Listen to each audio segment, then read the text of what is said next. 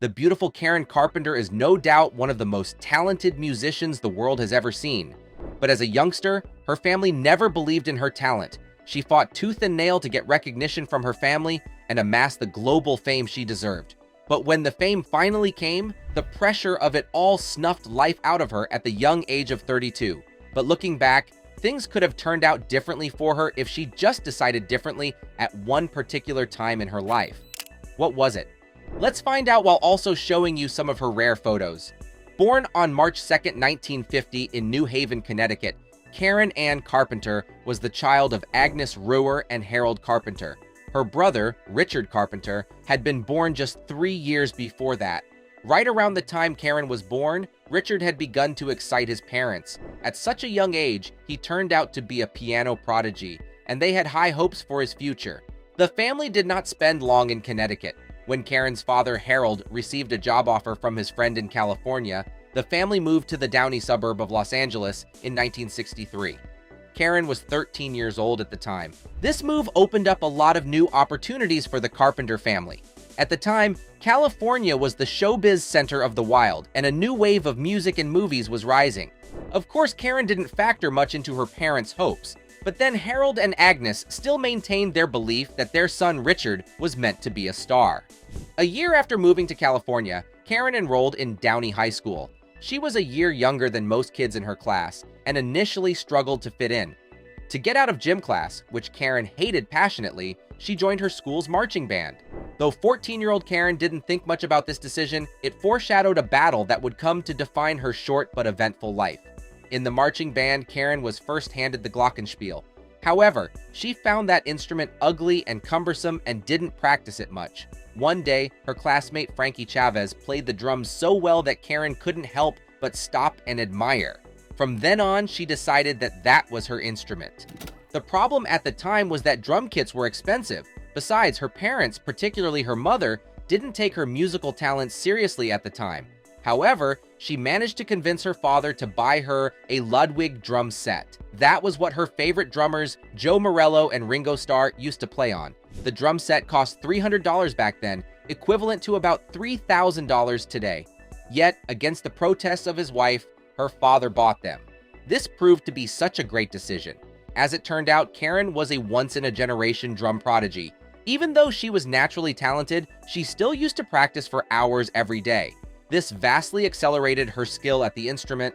As a result, within a year, at such a young age, she had transformed into a musical phenom.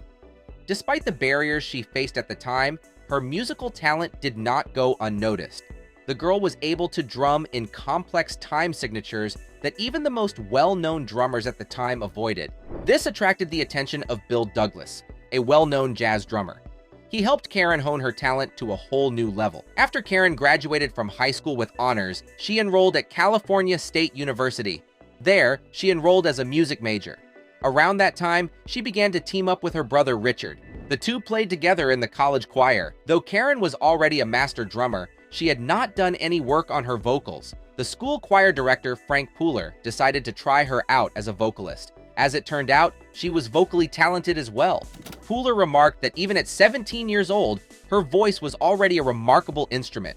She had a full 3-octave vocal range and excelled in classical styles as well as modern styles of singing. In the mid to late 60s, after years of education, it was time for the Carpenter siblings to take their musical careers seriously. And so, they began their first public performances. Before this happened, though, Karen had tried to form an all-girl trio with her friends from Downey High. However, it all fell apart when one mother abjectly refused to let her daughter perform on stage. Though showbiz was on the rise at the time, it had a bad rep for ruining lives. Be that as it may, Karen and her brother Richard worked rather well as a duo. They featured in a local production of Guy Loser's musical Guys and Dolls. They also played in a variety of jazz nightclubs. At the time, despite her vocal prowess, Karen was not comfortable as a single. And so, she stuck to the drums, hiding behind them as she worked her magic. Richard had always underestimated his sister's musical talent, thinking of himself as the star of the family. However, after performing with her for the first time, his eyes began to open and he started to revere her as a musical talent. From that moment, he decided to stick close to her. Together, they would go far. Performing in jazz nightclubs was all well and good, but the siblings wanted to win a major recording contract. They had come close one time, recording an instrumental album for RCA Records. However, it was not released. Their fortunes changed for the better after a recording session with jazz musician Joe Osborne of the Wrecking Crew. He was so impressed with Karen that he signed her to his label on the spot. He didn't much care for Richard, who was not doing anything he hadn't seen before. If Joe had stuck around, perhaps the Carpenter siblings would have found success sooner. However, he left to study at the ultra-prestigious Juilliard School of the Arts, leaving them hanging. From then on, the Carpenter siblings struggled to find a footing. Electronic music was invading the scene, and they struggled to adapt. Jazz had suddenly become uncool, losing favor to hard rock and psychedelic rock. Fortunately for them, not all hope was lost. After winning a TV talent show with their friend Wes Jacobs, A&M Records finally granted them the major recording contract they had been hoping for. From then on, the sky was the limit. There would be no stopping them now. As fate would have it, right when the group started excelling, Karen started to struggle. A bigger spotlight had fallen upon her now, and this proved to be as much of a curse as it was a blessing. Though Karen was an excellent vocalist, she preferred to remain behind the drums. This had worked well for the Carpenters when they played in nightclubs, but it just wouldn't cut it on the big stage. Karen's managers pressured her to give up the drums and become the group's frontwoman. They hired a less talented drummer and encouraged her to rely on her vocals instead. This move won the Carpenters a whole lot of fans and success. Having a female lead singer worked like a charm. All of a sudden, their songs were rising through the ranks of the musical charts, their shows were selling out, and their albums were flying off the shelves. They had finally become the nationwide superstars that their parents had always intended. This success did not come without a cost, though. Every day that Karen struggled without her drums, her condition worsened. Her live performances were not the best. But even after she was pressured to improve on that front, her mental health took a significant hit. It was at this point in history that the dark tide surrounding Karen her whole life started to rise. It was only a matter of time until it crashed and washed everything away. Enjoying the success of the group a bit too much, Richard Carpenter developed an intense Quaalude addiction. This led the group to cancel one too many tour dates. As suddenly as the Carpenters' fame rose, they began to fall. In order not to go down with her brother, Karen decided to go solo. Going solo was not the best choice for Karen. Without her brother's support, she struggled immensely. Though she recorded a couple of albums, they sold horribly. And the labels, to cover their losses, sued her for huge financial sums. It took Quincy Jones's help to get some of her solo albums released.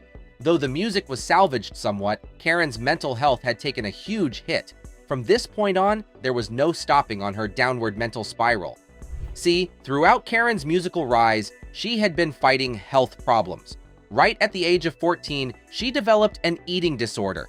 At that time, eating disorders were not well understood. If they were diagnosed at all, the recommended treatments hardly helped matters and often made them worse.